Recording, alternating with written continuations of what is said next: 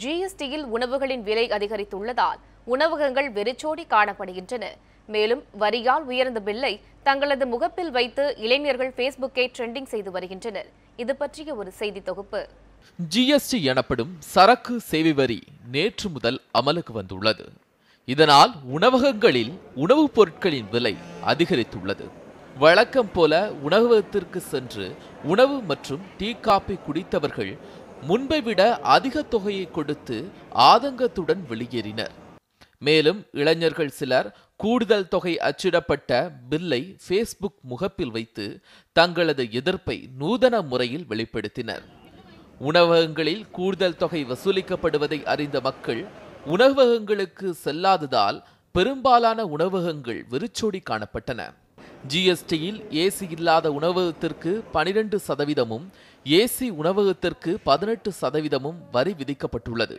இதனால் வழக்கமாக 48க்கு விற்பனை செய்யப்பட்ட மினி டிஃபன் தற்போது 56 ரூபாய் வரை விற்பனை செய்யப்படுவதாக வேதனை தெரிவிக்கின்றனர் சேலம் நகர மக்கள். இப்போ 75 ரூபாய்க்கு இருந்தது, இப்போ இன்னைக்கு 1ஆம் தேதியிலேருந்து 80 ரூபாய் போச்சு. 5 ரூபாய் ஏறி போச்சு.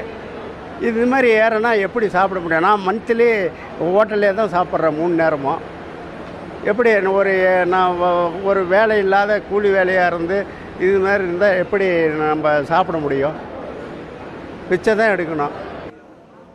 சேலத்தில் பெரும்பாலான ஹோட்டல்களில் உணவுப் பொருட்களின் விலை உயர்த்தப்பட்டது குறித்து தகவல் தெரிவிக்கும் வகையில் அறிவிப்பு பலகைகளும் வைக்கப்பட்டுள்ளன.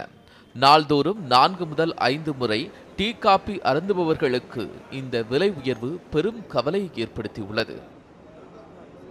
சார் பொதுவாக ஒரு நாளைக்கு நாங்கள் 5 to 6 காபி சாப்பிடுவோம் சார். சாப்பிடும்போது டீ காஃபி சாப்பிடும்போது ஒரு நாளைக்கு 1 ரூபா 6 ரூபா ஒரு நாளைக்கு அதிகமாகுது. இப்போ டிஃபன் சாப்பிடும்போது 8 ரூபா. சராசரி ஒரு நாளைக்கு எங்களுக்கு 3 நேரம் சாப்பிடும்போது 40-50 ரூபா வரலும் நஷ்டப்படுது. இது பாதிக்கும் போது என்னுடைய வருமானம் எங்களுக்கு அதிகமாகலை, குடும்ப செலவு அதிகமாகுது. கவர்மெண்ட்லேயோ அல்லது தனிப்பட்ட வருமானம் எந்த வருமானங்கள் கிடையாது. நடுத்தர வாழ்க்கையில் அதிகமாக செலவாகுது சார்.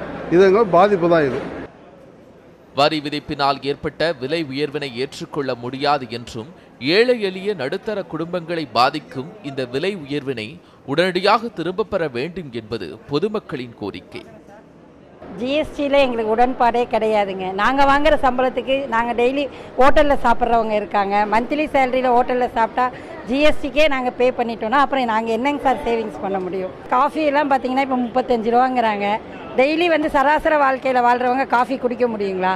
அப்போ காஃபிங்கிறதையே மறந்துடணும். நாங்கள்லாம் வீட்டில் இருக்கிறவங்களுக்கும் ஹோட்டலில் சாப்பிட்றவங்களுக்கும் கம்பேர் பண்ணும்போதே எங்களுக்கு இதில் உடன்பாடு சுத்தமாக கிடையாதுங்க. சம்பளம் அந்த அளவுக்கு ஏறல இல்லைங்க. அன்றாட வாழ்வில் கலந்து கொண்ட ஹோட்டல்களுக்கு கூடுதல் வரி விதிப்பா என ஆதங்கப்படும் மக்கள் இனிவரும் காலங்களில் நட்சத்திர ஹோட்டல்களைப் போல நடுத்தர ஹோட்டல்களும் எட்டாக்கணியாகி விடுமா என்ற அச்சம் கொள்வதை காண முடிகிறது. ரியாஸ், நியூஸ் 7 தமிழ், சேலம்.